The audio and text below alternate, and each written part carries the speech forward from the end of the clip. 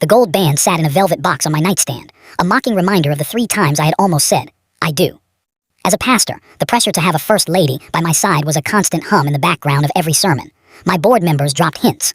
The older deacons looked at my empty ring finger with pity. But I had a secret rule. I would rather be a single shepherd than a married hypocrite. I remember Sarah. She was perfect on paper, worship leader, daughter of a bishop, a smile that could light up a sanctuary. But on our 4th month of dating, we sat in a quiet cafe. Pastor Elias, she whispered, leaning in.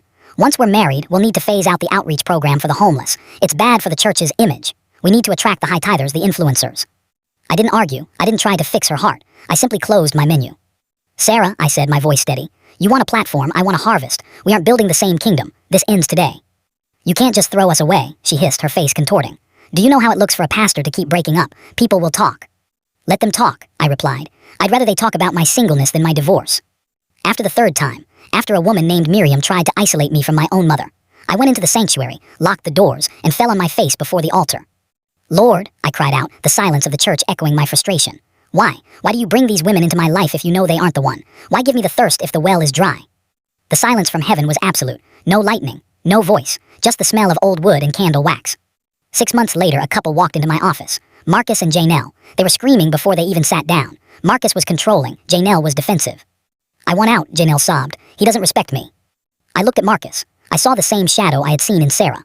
I saw the red flags I had spent years identifying in my own life. Because I hadn't married those flags, I knew exactly how to dismantle them. Marcus, I said, leaning over my desk. You aren't protecting her. You're suffocating her because you're afraid of her light. I walked away from a woman exactly like you because I knew a marriage built on control is just a gilded cage. God hates divorce, but he also hates a heart that refuses to be a servant. Fix your heart, or you'll lose your soul alongside your wife. For the first time in years, the room went silent. I began to realize my failed relationships weren't mistakes. They were training. My heart was a laboratory where God had taught me the anatomy of a healthy union. Within a year, I became known as the marriage architect. People traveled across the state because I didn't give Sunday school advice. I gave them the raw, surgical truth. Then came a Tuesday morning. I usually had an assistant handle the singles, but my door was open. A woman sat there. She didn't look like the others. She looked like she was made of glass that had been shattered and glued back together. I'm Grace, she said, her voice barely a thread. I heard you fix things that are broken, but I'm not a marriage, I'm just me. How can I help you, Grace? She looked at her hands.